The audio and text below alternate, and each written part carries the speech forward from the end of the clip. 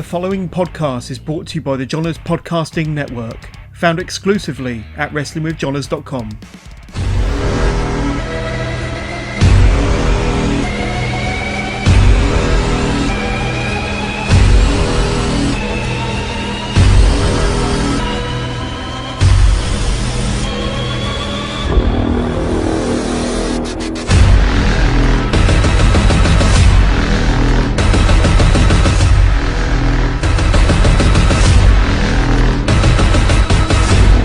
Brad Marcus, and welcome to another episode of Toilet Side Wrestling Talk. Very excited for my guest today, and not because she's from what's universally known as the greatest city on the planet. Of course, I'm talking about Chicago. She's a Disney fanatic, a roller derby legend, store manager at Pro Wrestling Tees, backstage correspondent, commentator, and ring announcer for Warrior Wrestling, as well as a commentator and ring announcer for Freelance Underground. Perhaps you've bought a beer from her if you've gone to see the Cubs or a concert at Wrigley Field. So let's welcome today's guest, someone who, if I held all her jobs, I'd have a nervous breakdown. But side note, I think I already did have a nervous breakdown about a year and a half ago. Anyways, I give you Val Capone.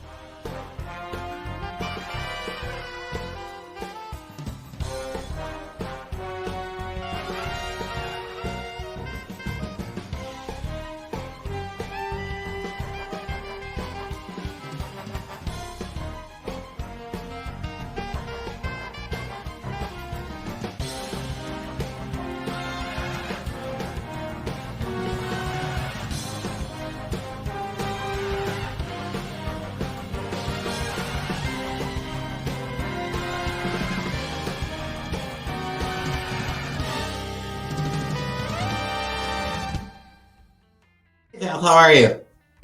Good, how are you? I'm doing fine, thank you. It was very difficult finding the right music to to put to that video, and I still don't think I got it right. Sorry, my internet is pretty lousy. I live in the top of a 3-flat, and I have like the attic loft, so my internet is pretty lousy. I do apologize in advance if it cuts out, but no problem at all. No problem at all. How often does someone say to you, "Oh, are you related to Al Capone?" Just about each and every time that they hear my name, and I just always say only when I'm in my skates. And thankfully, I have approval from the family, so they appreciate that I put a positive spin on the family name. So yeah. Oh, nice. That's great. Does this happen like weekly? It depends. Sometimes people are just like, "Yo, Capone," and then some people are like, "Whoa, are you? You better be good to her." And I was like, "Well, you should be good to me anyway." But yeah, you definitely want to watch your back. Exactly. Okay, so you have like an insane amount of work or roles. How many things are you juggling right now? Even things that don't necessarily pay. Well, I know it doesn't seem like it, but I've actually pared things down quite a bit. I have basically the jobs that pay me to get people drunk. So, I'm a beer vendor at Wrigley Field, and I bartend at the oldest bar in the neighborhood right by Wrigley Field. And then I bartend at a late night bar right by Wrigley Field. And then, I manage Pro Wrestling Tees retail store, and I used to manage the majority of bar staff for music festivals here in Chicago, and now that we have so many festivals, it just got a bit overwhelming. So I really just do stuff with Goose Island. Okay. I always work Pitchfork every year. So yeah, like festivals, and if there's live entertainment, there's a pretty good chance that I'm there, whether it be baseball, concerts, wrestling, roller derby. Yeah. So are you a vampire or part vampire to be able to handle that? I'm basically a robot at this point, I'm pretty sure. Oh, okay. Or at least one of the X-Men. It was funny, at the beginning of this episode, I said to myself, I could have sworn this person was on the show Small Wonder growing up, the robot Vicky. Yeah. Vicky. But do you ever have? Yeah, that was like my robot. Do you ever like go on a vacation? Well, it's funny you say that because up until the pandemic, I really only worked when the Cubs were home, and when Oh, they were away, I would, I would help out at Pro Wrestling Tees whenever they needed it for like the sales for the holidays, for Fourth of July, Ryan's birthday, just after Mania, just after Wrestle Kingdom, just after All Out, things like that. And I would help assemble the pro wrestling crate that they do every month. So I really only worked when the Cubs were home. oh, And okay. then when they were away, I would only work Friday and Saturday because that's, bartending big days. Mm-hmm. And then I spent a lot of time at Disney World. That's I'm actually wearing a Disney shirt right now and Yeah, yeah. drinking from a Is Disney cup. This is Disneyland though, so that's California. But Oh, okay. Is the shirt world or land? the shirt is World. It's Okay. it's Orange Bird. It's one of the icons of Epcot Center. Sure, And sure. also I guess Magic Kingdom because they have some Dole Whip at Magic Kingdom with Orange Bird on it. But yeah, so I used to travel quite a bit just for fun. But Mm-hmm. then the pandemic hit, and as you can imagine, my entire financial world kind of collapsed, as a lot of other people's did. Sure. And my father got pretty sick. Knock on wood, he recovered mostly from 2.5 months of being pretty ill with COVID.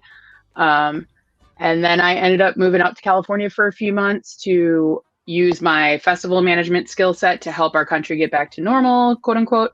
And I Mm-hmm. managed the vaccination sites out in California for about 5.5 months, the LA County vac sites. And then I came home just to visit my dad and make sure he was doing okay. And then all of a sudden, everything started opening back up. And Ryan made me the retail manager at Pro Wrestling Tees. And then Cubs needed me full. And then I got this new bartending job. And now suddenly I work, 5, 6 days a week. And on my off days, I work wrestling. So I work virtually 7 days a week now, which is a little weird. But, Yeah. you know, How much would once you once a baseball season. typical what's a typical amount of night's sleep hours wise for you to function and do all this? I'm pretty good at running on like a good 6 hours of sleep. Like Okay. 4 hours is probably what I'll get today. But Mm-hmm. I usually take a nap or two. That's how I function. Oh, nice. Yeah, I'm really into napping. Yeah, me I too. have, Who hates it? yeah, I love it. I have like my eye blinders and Oh, you really go for it. oh yeah, I'm a napper. Um, Yeah. cut the crap and take a nap, right? So Oh, that's a great expression. I gotta use. I'm gonna start incorporating that into my please everyday. do. Please do. Um, let's back up for a second here. Where's the fascination with Disney come along? Well, I think it honestly came from, just both my maternal grandparents. My mom's side of the family is Jewish. My dad's side of the family is Irish Catholic. And Okay. so to Oh, totally geez. lend to the stereotype, but what did Jews do during the winter months? We go to Florida. So Uh-huh. I spent a lot of time with my grandparents going to Florida. And so they would take me constantly to Disney World as a child. And then, uh, when my grandfather passed, my grandparents basically raised me. So Okay. my grandmother, of course, doted over her darling little granddaughter. Sure, sure. And she would take me the day they came out, and it was our thing. Every time a Disney movie would get released, she would take me the day it came out. And the day it came out on VHS, she would buy me the clamshell cassette. And Wow. whenever she could afford to, because after my grandpa passed, she was by herself, she would still Sure. take me to Disney. And so for me, it's like some of the best moments of my childhood were spent, you know, like watching Tinkerbell soar across the sky during the fireworks show and things like that. And, sitting in the tiki room, which was my Gumps, we called him Gumps, my Gumps's Mhm. favorite ride. And I was like, Gumps, this isn't a ride. It's you just sit there and it's a show. And he goes, well, you're indoors and you're quiet. So it was Oh, just, okay. yeah. I guess that would So, qualify. What about yeah. Miss Toad's Wild Ride? Was that Well, on your list when you would go there? I was really upset when they got rid of it in Florida. And so every time I go to Disneyland, Mhm. I'm sure that's like one of my to-dos every time, no matter what. I don't care how long the line is. Because I mean, I want to go to hell and back with Mr. Toad, you know? I mean, Yeah, for sure. it's a really And bizarre ride. and I'm on borderline devastated right now to know that it's not Florida anymore. Yeah, they turned it into a princess's meet and greet kind of thing right across from Prince Charming's carousel. Yeah, How bummer. many times have you been to Disney World and Disneyland combined? Oh, I don't, I don't, Okay. I don't math. Okay. And okay, let me do another. Can you get around either park without a map? 100%. Okay. Okay. I'm probably as close to being a professional Disney tour guide as a person could be without actually being employed by the House of the Mouse. Like Well, that would be one of my dream jobs, honestly, is to have be a you ever Disney like VIP tour guide. have you looked into that ever? Well, it's interesting because, you know, like I'm a bartender by trade and, Yeah. you know, I manage festivals and manage large scale events. So it's a world, haha, that Uh-huh. I feel like I would be pretty good in, except for that whole living in Florida in July thing. I Yeah, don't, yeah, that would be rough. yeah, when I was living out in California and not really knowing what was going to happen with my jobs back here, I was like, well, you know, if California opens and Illinois doesn't, at least I could probably work at Disneyland. And then I came back home. But Oh, okay. yeah, Um, it's definitely on the to-do list. Maybe at some point when I retire from working here in Chicago, I would like to, you know, spend half the year down in Florida. Because as much as I hate Florida summers, I mhm. really despise Chicago winters. They're not that bad. You just have to Yeah, know how there's to like 3 or 4 layer. really bad days. Right. But if I could go to Florida, why wouldn't I? Yeah, So, totally. and then I live in Arizona for February and March.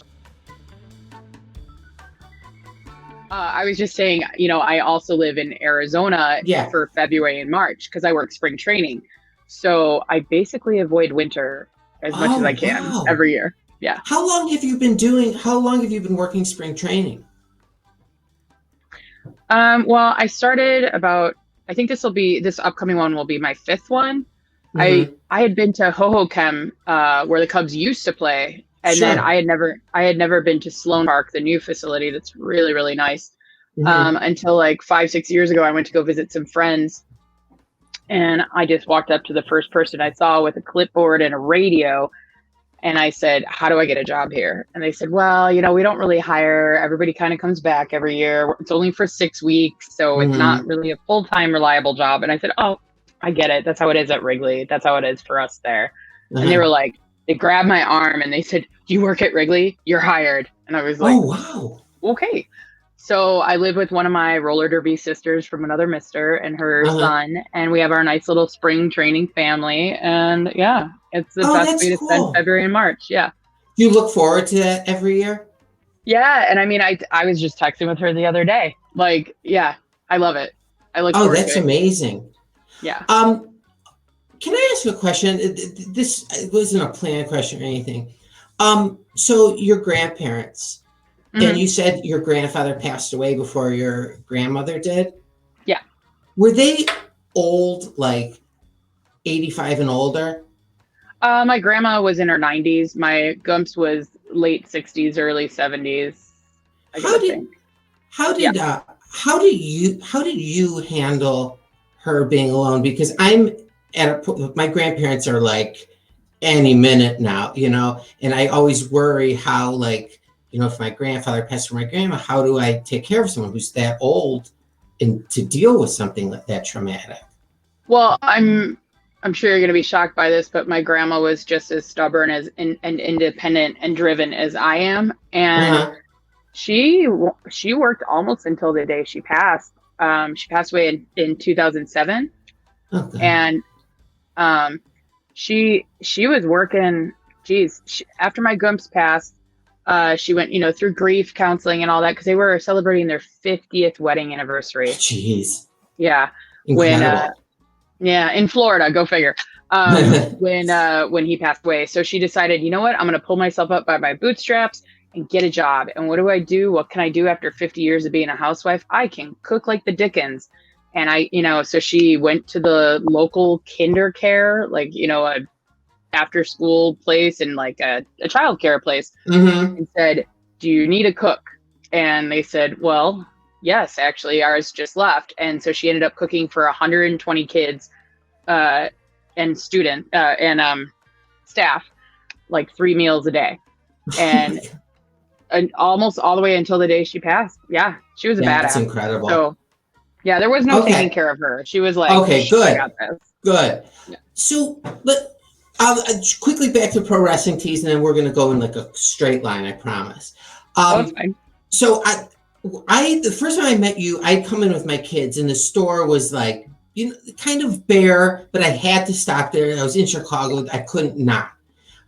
When I came in next, which was a couple weeks ago, or maybe it was like 2 weeks ago, it's like exploded, like colorful, tons of stuff. Do you get praise for that? I mean, I definitely have gotten a lot of positive feedback. I've heard from a lot of people that it's refreshing to see colors other than black t-shirts in the store, because that's something, like, I'm a wrestling fan first and foremost, and I have a million black t-shirts, like hundreds, no exaggeration, hundreds of black t-shirts. And so I typically will try to buy, if I see a different color t-shirt for a talent that I want to support, those are the shirts I gravitate to these days. Because, I mean, other than my Sandman Blood, Sweat, and Beers shirt that I got at an ECW show, I want to say at the Odom, every single wrestling shirt, that one was white. Every single, because it looks like the Budweiser logo, you know, and it says Blood, Sweat, and Beers and the bloody font on the back. That's like one of my favorite t-shirts. Every other shirt was black. So for me as a store manager, I was like, what does this store need? More options, first and foremost. Like, it can't just be, even though there are multiple Sting shirts and multiple Chris Jericho and multiple Orange Cassidy, like, I wanted to have variety. And so I have a lot of the undercard talent, not just the main eventers from AEW. And then I have a lot of, you know, New Japan talent and some Ring of Honor and some Impact, and a lot of female wrestlers are now represented in the stores. And it's honestly one of my favorite things, is that I got to kind of curate the store in a way that is like, okay, yes, these are the top sellers, and then these are the top sellers of like indie wrestling, and let me incorporate them all together. And, you know, I always try to have whatever the new merchandise is. 2 of the new shirts I brought in, one is a red one, it's Thunder Rosa. Another one is a white one, it's the Butcher from the Butcher, the Blade, and the Bunny. Okay. And they're starting to sell well too, all the different colored t-shirts, and it's kind of refreshing and cool to see. Like, in fact, today I sold an Okada shirt to a gentleman that it's a Pro Wrestling Tees exclusive. It's a white shirt with like pink lemonade color scheme of the print, and it's really cool. So it's like pinks and yellows and reds and like a little bit of black on it, but it's a badass picture of Okada, and who doesn't want Kazuchika Okada in their collection? You know what I mean? Like the Reina Meka, like, who doesn't want him in the collection? So this guy was like, do you have any non-black shirts? Because I'm riding my bike and, you know, it's just, it gets so hot. And I was like, yeah, check it out. So he went home with an Okada. And like, even the wall, you know, the wall of, not like, I'm asking you like, you know, yes, you know, the wall, it's very colorful, and it like draws you in. Like, even just the Chicago, themed shirts, it's really colorful, even more so than like just like the straight black when you used to walk in. Did you have like creative freedom to do it, or did you have some kind of like parameters of what you could do with the store? No, basically Ryan said, I don't care. You do what you want. I don't want to have to think about it, because he's so busy. And then he did a walkthrough a couple days before our grand reopening.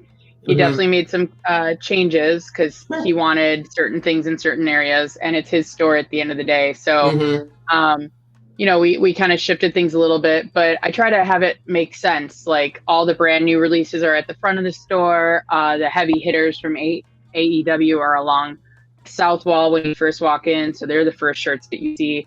And then that big north wall that you're referring to, the square wall, that's like more or less the top sellers of all time, or, the top sellers of hot new shirts. Like, I really wanted to have Effie on the wall because I feel like Effie is one of the top independent wrestling talents, Sure. especially merch wise. Oh my gosh, that Daddy sells way more stuff than you could ever imagine. He's so good at merch and marketing.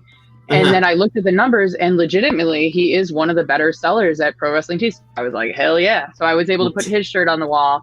And like Maki Ito, she's not signed anywhere yet, but she's still one of the top merch sellers at Pro Wrestling Tees. There was a while that she was the number one merch seller, if she isn't still.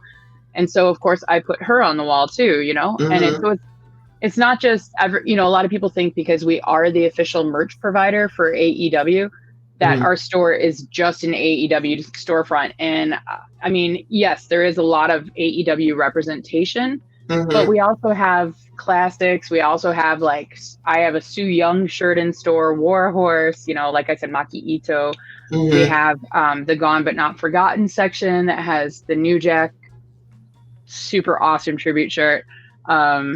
It looks like one of his old throwback shirts. I love it so much. Oh, really? The New Jack shirt, the Brian Pillman, Owen Hart. I have 2 Hana Kimura shirts in that section. So that way, like any of those shirts that get sold, the proceeds go to their family members or their foundation. Awesome. It's pretty cool. So yeah. And there's a mint green shirt in that section if you want to support Hana Kimura. Yeah. Okay, you come in the store and find it. So did you grew up in Chicago? Yeah, so my mom lived in the burbs, and so I primarily lived with her parents. And my dad lived in the city, right across the street from Wrigley Field. So I had like the best of both worlds because I lived with my grandparents in the burbs for like, I don't know, 6-8 years, something like that. But every other weekend and every, you know, summer break, things like that, I was always with my dad. So I was either swimming in their condo swimming pool, or I was playing in the fire hydrant and roller skating on the lakefront. So it worked out really well. Did you have siblings?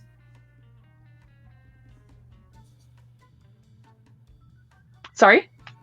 Did you have like siblings? Like, you know, a brother or sister? I have a sister, and then I have a sister, and she's older, so I'm the baby.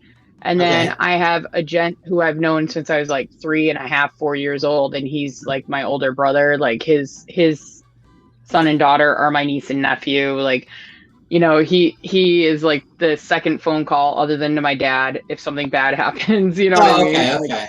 He's like my emergency contact. He's my brother from another mother, to the point where I forget that we're not related until people ask me, because we're basically the same person and I've known him my entire life. So yeah. Oh, is there an age difference?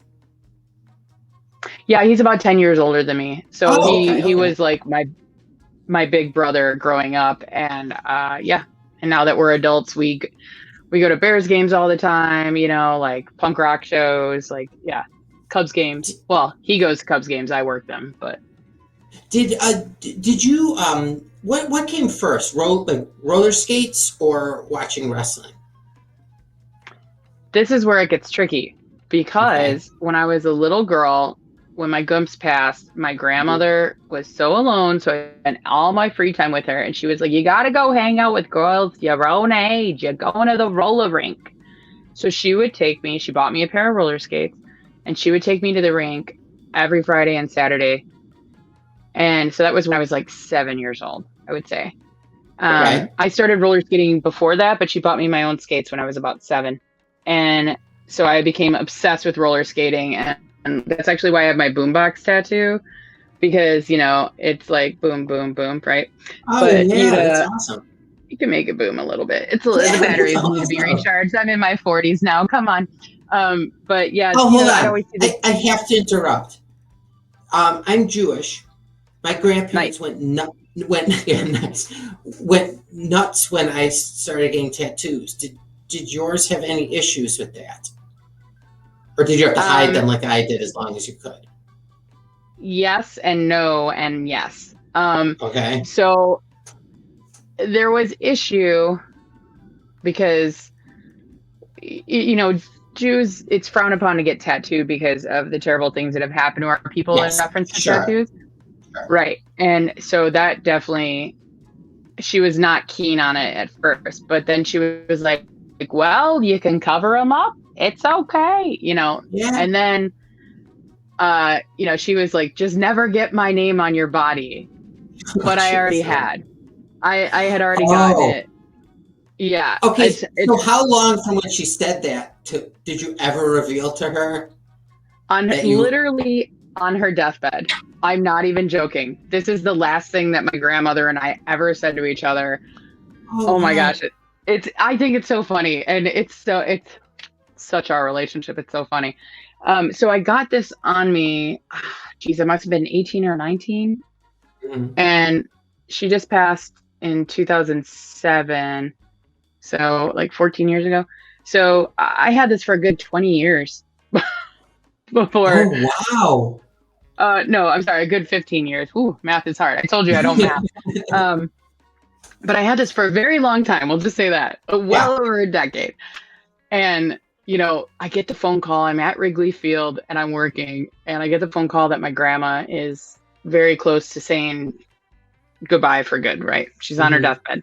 Mm-hmm. My work spouse, Tony, took me to her in Skokie. That's where she was. And I'm in the hospital and she's attached to all these tubes and all these machines and she's not moving and she's barely breathing. And it's just like, I'm sobbing and I'm like holding her hand, and I'm losing the main mother of my life.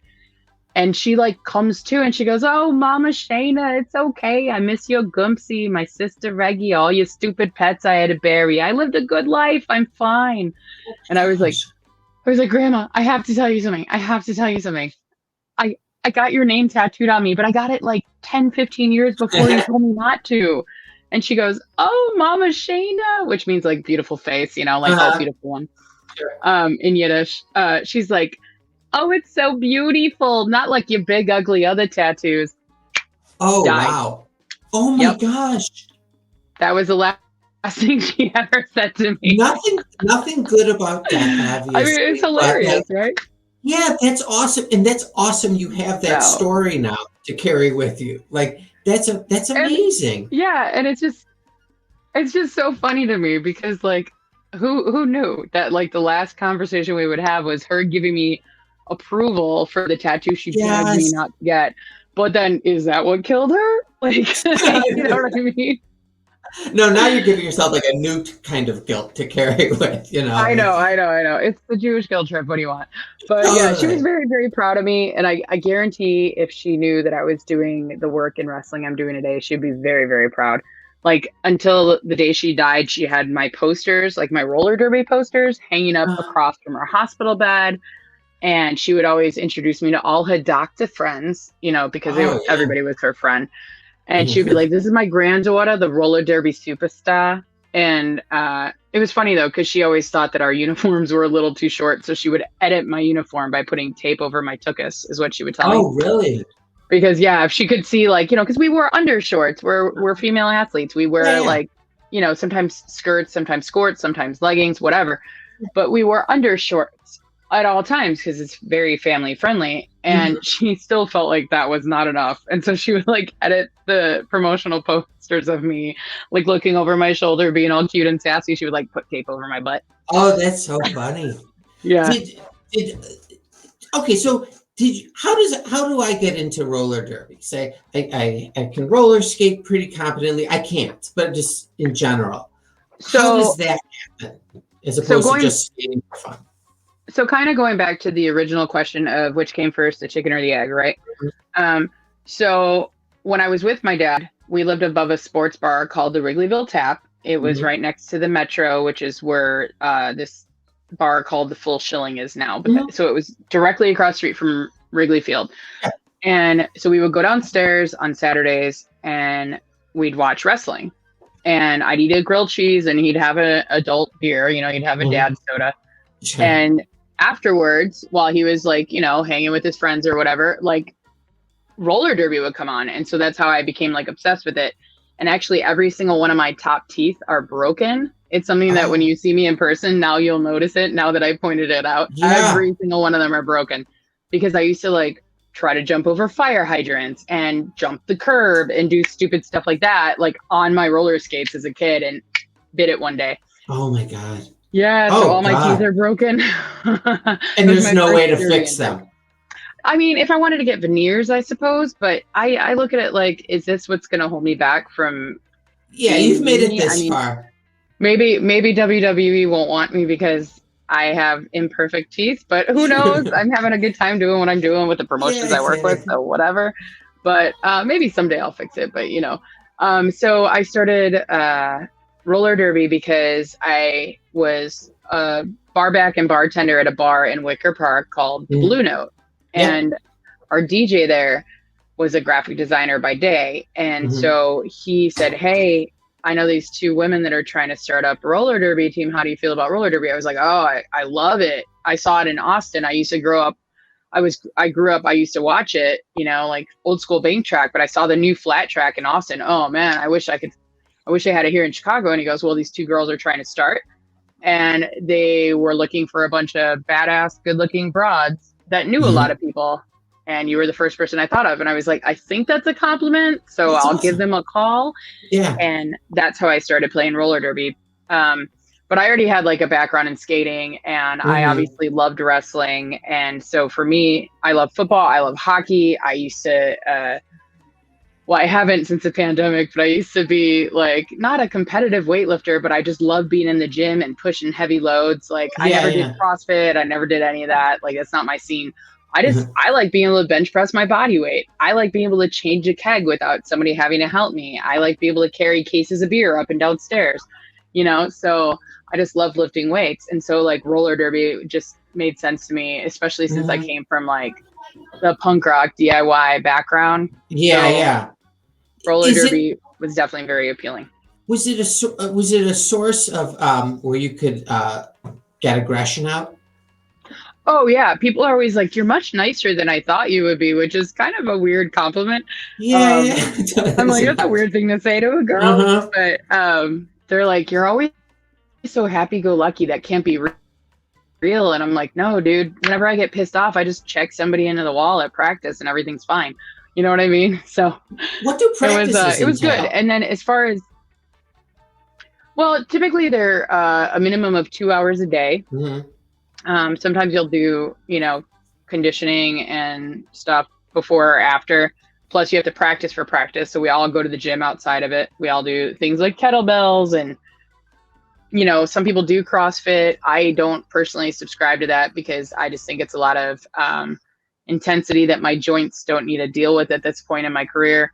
Mhm. Although it does get people ripped, I feel like it can also cause a lot of injury if you're not doing it safely. Yeah, Um, yeah. but yeah, so I mean, it's warm up. We run drills, and then sometimes scrimmaging. And each team will have practices on different nights, and then there'll be a league scrimmage on Thursday where we rotate who we scrimmage. And there's also speed practice. Oh man, I did so many dark o'clock is we used to call it, because you'd wake up before the sun came up to go speed skate for 2 hours and just hate your life. But afterwards, you'd always feel like so good. Yeah, Like yeah. all you're doing is sprinting, sprinting, sprinting, sprinting, sprinting. And I'm not a little lady, which is fine. And it's Mhm. great for me and what I do. But like, Yeah, sure. you know, I've broken both my legs in well, broken a foot, broken a leg. I'm about to have my third knee surgery. I've had dislocated shoulders. I've had more concussions than I haven't. Like All from my roller body, derby?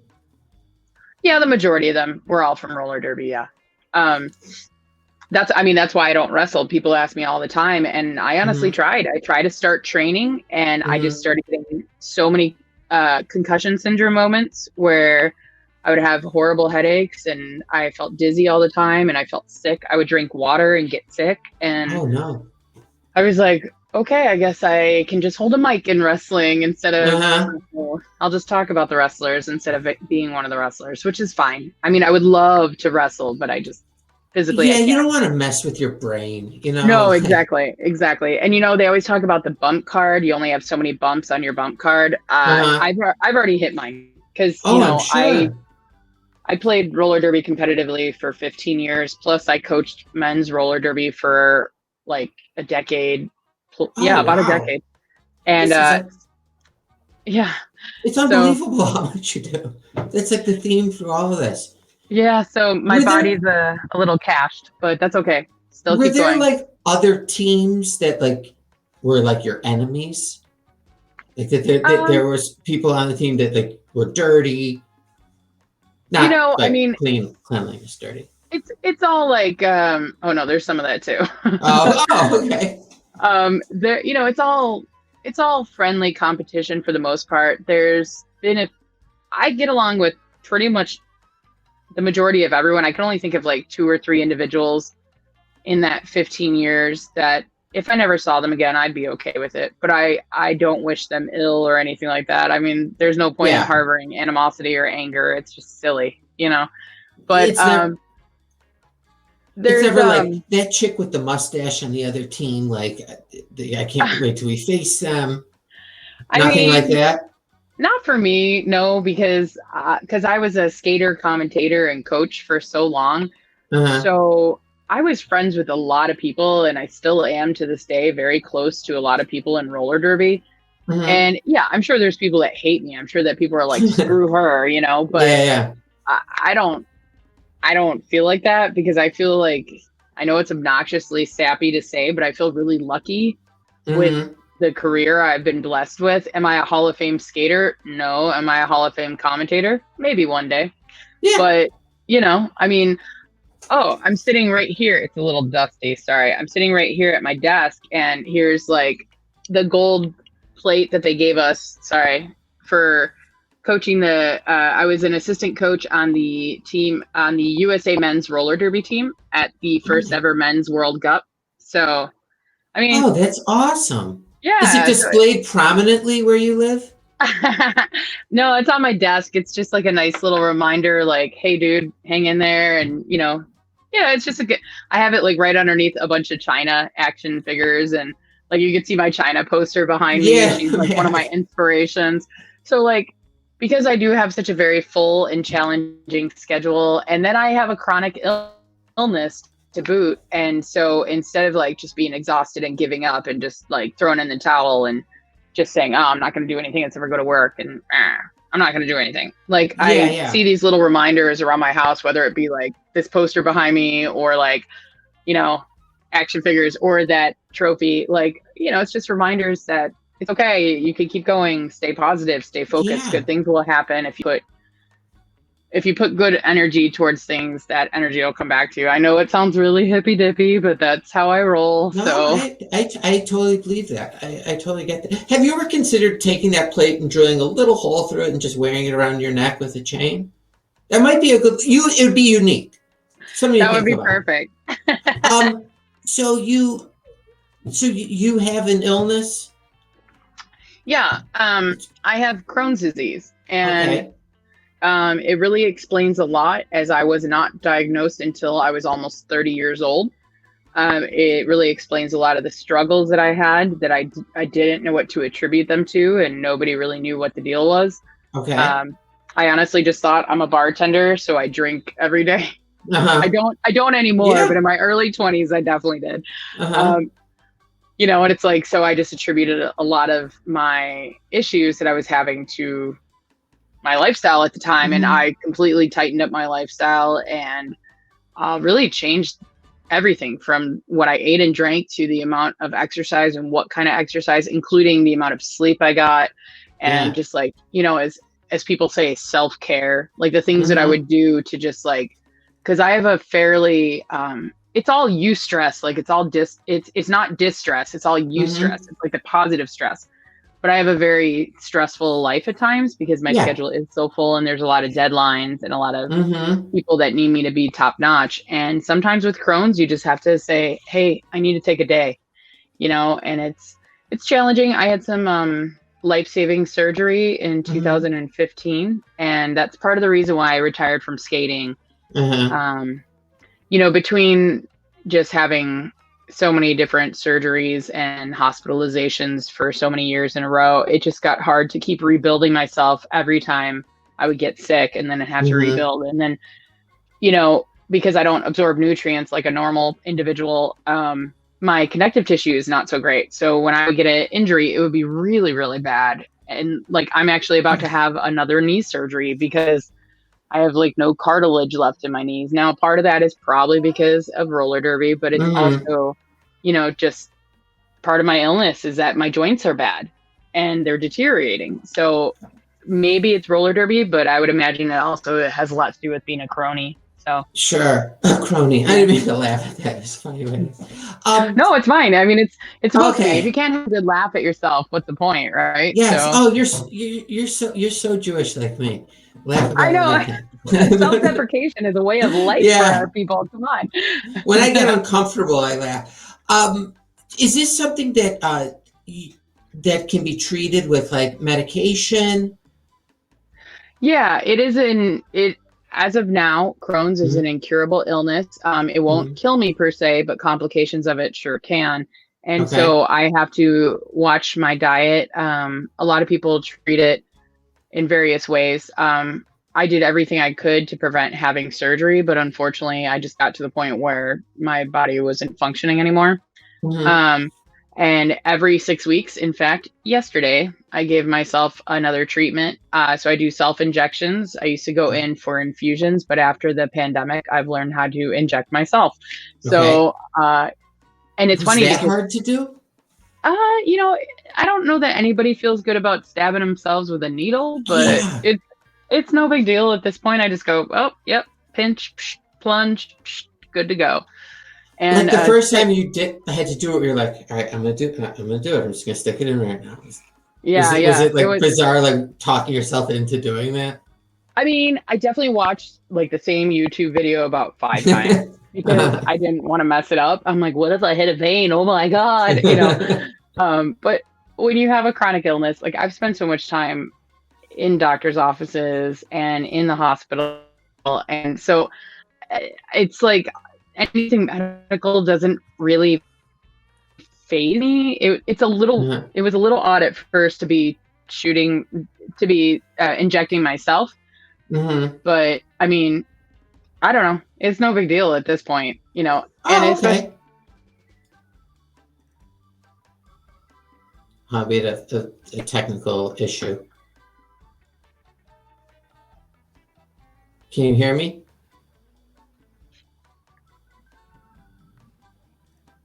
Oh, sorry. No worries. I think we're good again? Yeah. Okay, awesome. Sorry. All right. No problem. All right, I won't make you talk about Crohn's anymore. I will tell you that I will get on, after we get off this and I download it, I will get on trying to find a cure. But let's press on. Thank you. I will skip over the one thing go on. Well, the one thing I always say, Brad, is, and I've said this from when I first got diagnosed, and I say it all the times, is like I always use that hashtag of Crohn's can't stop me, because it is chronic, it is incurable, it is a nightmare of an illness, but it doesn't have to be the end of your life. So like I don't mind talking about it because I want other cronies to like know, yes, it's uncomfortable, yes, it's awkward, yes, it's painful, yes, it's scary, but there's other people out there just like you that are struggling too, and as long as we all kind of look out for each other and take care of each other, like things will be okay. You know what I mean? So that's really nice. Do you have a Facebook community of people that you can like share like those kind of thoughts with? Sort of. Like I have a tendency to be I had somebody be this for me, so I say like a Crohn's sponsor of sorts, like somebody to guide you through it, because it is such a bizarre illness that like seemingly came out of nowhere for me. And everybody has it in different levels and different intensities, and different things trigger it and different things affect it. So it is nice to have like that, almost like the seeing eye dog, almost, like somebody to guide you through, because it's all very confusing. So, I usually feel pretty good because my friends will always be like, hey, I have a buddy who just got diagnosed. Can you talk to them? And I'm like, yeah, absolutely. And, anybody that ever needs advice, I'm obviously not a doctor, but, I could tell you what works for me is like sticking to a primarily plant-based diet, watching what I eat, making sure I exercise. I don't drink a ton of alcohol. I miss beer every day. I love beer, but I can still drink beer. I just drink a stout or a porter because it's less carbonation and it's really high ABV. So I only have to drink 1 or 2 and I'm good. And that's great. Yeah, and I'm like tequila, Malort, things like that. Tito's is great. But so you can still live your life. You just have to live it a little differently. I just can't eat barbecue ribs, but not that I Mm-hmm. want to, because now they kind of gross me out, honestly. So, Well, is it like yeah, once you cut that out, it's like when people stop smoking and it smells disgusting to them, yeah, for the yeah, yeah, first time? yeah, Um, 100% that. so you grew up in Wrigleyville and you worked for the Cubs. I hate the Cubs. Um, I think So do over I the sometimes. years, I'm a White Sox fan, but we're going to Okay. get to that towards the end. I want to talk about before you got involved with Warrior Wrestling or freelance. And I think you mentioned it. You had done commentating for roller derby. Yeah, I had a knee injury that sidelined me. So rather than retiring like I probably should have, Mm-hmm. um, I decided to just go check out the other leagues that were in the world. And at that time, there was about 10 of us, so 9, not counting the Windy City Rollers. Mm-hmm. And they were all stateside at that point. So I had a lot of miles on my Southwest card. So I would just travel and watch every team play and like learn from them. And then eventually people were like, Val Capone, what do you think of the action on the track? And I was like, tenacious. Like I didn't know what to say. But growing up, Exhilarating. yeah. Um, you know, it was like growing up across the street from Wrigley Field above a sports bar, learning from the Church of Mean Gene. You know what I mean? Like I watched a lot of Bobby the Brain Heenan, like watched a lot of commentators and like people doing the ringside interviews and ring announcing and commentary and sportscasting. And so I was just like, what do I hear on a Blackhawks hockey game? What do I say? Okay. And Uh-huh. so growing up listening to football on the radio and back in the day, the only way you could really watch hockey in Chicago was if like the Blackhawks were on the Saturday game of the week. So I used to listen to a lot of the hockey broadcasts more than watch hockey when I was Mm-hmm. younger. And so sometimes when I'm doing play by play for roller derby, I'm like, whoo, that sounds like radio hockey style, which Uh-huh. is fine. But yeah, so that's how I got into it. And I started ring announcing. The first time I ever did it was in 2016 at Mm-hmm. AAW, and the show was called Defining Moments. And I can't think of a more perfect title for my Uh-huh. first foray into professional wrestling. Well, how did Defining they Moments. find you for that? Well, so Dr. Keith, one of the producers of AAW, he and I are old school punk rock buddies, and we used to Mm-hmm. watch pay-per-views together. And the person I was dating in high school and Keith were like best friends kind of thing. Uh-huh. Or I guess when I was out of high school, maybe college. But so I mean, Dr. Keith and I saw Sandman live and watched New Jack jump through 5 tables and break his leg in like 5. I think Keith was with me for that in Milwaukee. Uh, New Jack broke his leg in like 5 places. It was crazy. Oh my gosh. Um, yeah, it was like a Z right in front of me. It was Oh so God. so messed up. Yeah, it was gnarly. Um, but so like Keith and I always watched pay-per-views together, and you know, he was actually an MC at one of the very first fundraisers that Windy City Rollers ever had for one of our teammates that had cervical and ovarian cancer.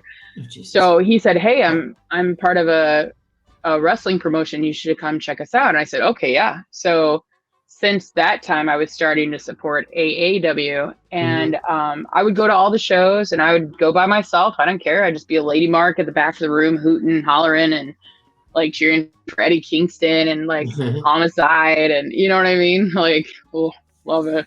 Tommaso Ciampa. Oh, Yeah. Oh my like, God. yeah, absolutely. Um, I love Talking Heads too. So the first time I saw him, I was like, "Who is this?" I was because he used to come out to Talking Heads, Psycho Killer. Uh-huh. Um, but yeah, so like I would just go to all their shows, and so I got this text one day from Dr. Keith, and I was Mm-hmm. working at Wrigley Field. It was a Thursday night game, and he goes, "Hey, are you coming to the game tomorrow? Or coming to the show tomorrow?" I go, "Yeah, right after the Cubs game, I'll be there." And I work at Wrigley, and the show was at 115 Bourbon Street, so it was kind of opposite ends of the earth. And Mm-hmm. he goes, "Well, can you get there before doors?" And I was like, "I'm working the Cubs game? Probably not." And he goes, well, if you could get there before bell time, we need a ring announcer. And I couldn't think of a better dude for the job than you. And I was like, huh? Oh, wow. Because Jimmy D had a family emergency. And so less than 24 hours, notice. And I may or may not have done my hair and makeup and changed in the car on the way to the show. You're such a whirlwind. And I had it's so messed up. I had a really gnarly ankle injury at that time. I had botched my ankle, so I had a boot on, and I totally didn't even think about it. Like, how am I going to get in and out of the ring, Oh, and so right. I had to walk. We can just pick back up where we left off. And we were talking about how you had a boot already on your leg. Oh, How are you going to get into the ring to announce? So basically what I did was I just taped the heck out of my ankle like I would on a game day, like a heel lock, and just taped it all the way up to mid shin, super firm, super tight. And I threw on a pair of motorcycle boots so nobody could tell. And it would be super stable. Well, because I'm already 5'9.5", not quite 5'10", but I'm already taller than a lot of the talent. So it's not always a good idea for me to be wearing big chunky heels because then these mountains are supposed to be, you know what I mean? Mm-hmm. So it actually worked out well because I have these flat-footed motorcycle boots, and I just strapped them on really, really tight, got in the ring. Nobody had any idea. Did my first show. The first match I ever called was Mustafa Ali, Prince Ali, against Ray Orris, and it was an X-out because Ali bounced off the guardrail with his face, split his face open, had a massive concussion. We had to call the match. And then he apologized profusely to me afterwards because he knew it was my first match ever. And I was just like, Ali, your eyes went sideways. Are you okay? You don't have to apologize to me. But yeah, it was a great experience. And then, about a year later, maybe a few months later, Andy Long, one of the officials in Chicagoland, who also is one of the promoters for Freelance Underground, said, hey, unfortunately, Kirby has fallen ill. Would you like to fill in for him? And I said, what? Because I was at every freelance show. I was at every Freelance Underground show. I just love wrestling and I love supporting the community. And so next thing you know, I'm calling the show in a brewery and getting cussed out by Ethan Page on a microphone. And it was amazing. And then Matt Nix was on that show. And I said, hey, Nix, I don't know if Kirby's going to be able to make your show tomorrow. Do you have somebody? And he goes, well, I was going to ask you. And so then while Kirby recovered, I filled in, and I was ring announcer for Freelance and Freelance Underground for a couple months. And then when Kirby was feeling better, thank goodness, Nix was like, hey, he's our guy, but we also want you to be our guy. Can I just create a job for you? Because I want you to be a part of the Freelance family. And I was like, so that's how I started doing backstage interviews. And he created the backstage correspondent position. There wasn't one. And he said, you love wrestling. Wrestling loves you. You got to be a part of it. I was like, okay. And then that turned into Warrior asking me to be backstage correspondent. And then, Principal Steve Tortorello was at a freelance show and basically asked, can we have you be a part of the Warrior team? And I said, yeah, absolutely. Matt Nix was cool with it. Yeah, let's do this. And then the pandemic happened and we had Friday Night Lights scheduled. And, Rich Bacchini, our lead commentator, wasn't able to make it because he lives in Gainesville, Florida. So he wasn't able to get here in time. Okay. And they basically said, hey, guess what, kid? You're on commentary.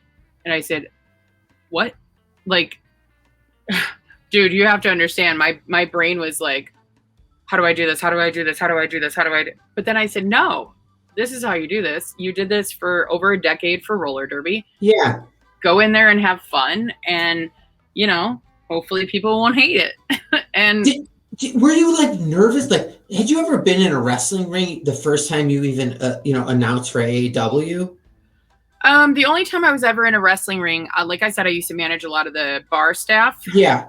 For music festivals. And so Riot Fest, I was the bar operations staffing manager. So I co-led the operations of Riot Fest once it became outdoor festival for 5 years. And there was one year, second year in Humboldt Park, we had wrestling. And so I like climbed up to the second rope and like took a picture, and I was like, oh, this might be the only time I'll ever be in a wrestling ring. Had no idea. I was so wrong. Yeah, that you ended up staying in it. Okay, so you had a show this past Saturday. How much work do you have to put into before the show? Well, you know, it sometimes depends for me because a lot of the times I'm so familiar with the talent, it doesn't feel like work. I mean, I still do prep work. I still read up on what they've been doing. Sometimes I'll watch matches. I'll listen to what other ring announcers and broadcasters do and say to pick up on the nuances from them that I enjoy. And honestly, sometimes what not to do. I have a tendency to get really growly at something I'm working on. Some people like it. I don't know. I'm still trying to figure out my ring announcing style, I guess. But I have a tendency to get very growly. It's a nice balance. Yeah. But I do, I always, look on like Twitter and Cage Match and like various websites on Instagram, like that, because people's gimmicks change, people's hometowns. Like I walked up to Davey Richards and I was like, holy shnikes, Davey Richards. And then I said, hey, I'm Val. I'm your ring announcer. I just wanted to touch base with you and check on a few facts. I go, your hometown? And he goes, well, geez. I go, from St. Louis? And he goes, yeah, that's where I live now. And I was like, yeah, okay. So do you want me to say St. Louis? He's like, I'd appreciate that. And I said, and your weight? And he said, yeah. He's like, wow, you really did your homework. And I was like, yeah. I just want to double check. And I was like, the American Wolf? And he goes, yeah, absolutely. And I was like, awesome. And it just felt like really, really good to like have that already, in the brain. Yeah. And come off as really professional. Yeah, I mean, hopefully, believe me, there's plenty of things I do and say that are very not professional, but... Did you get intimidated by anyone? I think I've been there for the Minoru Suzuki show that he was on. I was working freelance at night as a ring announcer because Kirby was ring announcing at Warrior when Minoru Suzuki was there. I feel like he would have made me be like, like... Yeah. I mean, it definitely kind of tripped me out when I had to be like, hey, I'm Val Capone. Nice to meet you, Molly Holly. You're the special guest official for Tessa Blanchard versus Jordan Page. Jordan Grace. Excuse me, Jordan. I'm getting flustered just thinking about it. And I'm the ring announcer. Like that was definitely like pretty intimidating. And people were like, wow, you got to interview Mick Foley. I was like, well, yeah, he's just a really nice guy. It's cool. We get a lot of really awesome humans that come through the doors at Warrior. And like for freelance, I'm not going to lie. One of the people I was most intimidated by was Space Monkey. Oh, really? Yeah. Interesting. Because I don't speak monkey. So no, I was going to ask you about that. I couldn't hear it like in your voice, the accent. I couldn't hear any monkey in that. Yeah, it was challenging for me because I was already a fan. I'd always be like skanking whenever he came out, And then I don't speak monkey, and he sure is fluent in it. So, but we made it work. And other than that, I don't know. It's been really great. Well, it's something that you can, if we have another pandemic, there's something for you to learn. Yes. Monkey. So, and right now I think it's 50-50. There might be another another wave come through. Unfortunately. All right. Now, I think I know the answer for this, but just based on how much free time you have, do you watch like IWTV or like WWE Network? Yeah. Well, I watch Peacock or Fight TV. Yeah. Yeah, I do. Actually, my downtime is I watch a lot of wrestling. Oh, okay. And do you do that for research purposes as well? Yeah, but I genuinely love watching Impact. I love Impact Wrestling. I think people are sleeping on it. That roster is just so entertaining, so charismatic, so athletic. Especially the female roster. Ooh, the knockouts. like I legitimately DVR it every single week. Like it is the one thing that I Thursday nights, I come home from Pro Wrestling Tees. I don't have to be at the bar until 10 o'clock. And so I usually like will watch Impact and while I eat my dinner. And it's one of the things that I do that is like my me time. Oh, okay. Well, it's nice But you yeah. have that carved out for, to do that. Did, so for Warrior Wrestling and freelance, where do you see yourself going in those companies? Do you have like aspirations to do other things? Well, I mean, I also work with Zello Pro, and that's the first company that I've only been hired on and booked as a commentator, which is very cool because that's awesome. That wasn't even like a thing in my brain, even one iota. In fact, I had reached out to them and said, "Hey, if you ever need a backstage correspondent, I'd love to." Mm-hmm. And it just scheduling wise, it didn't work out. And then I got approached like, "Hey, would you like to join Jimmy D? Huh? How about that for full circle?" Filling in for him is the reason why I got to start ring announcing, and ring announcing led me to commentary. So, but I would, I really enjoy doing commentary, but I also really love doing the backstage interviews and talking to the fans and interviewing the fans and showing people like why I love wrestling so much. So, I mean, and I love ring announcing because you get to be a part of that instant gratification of the show. Yeah.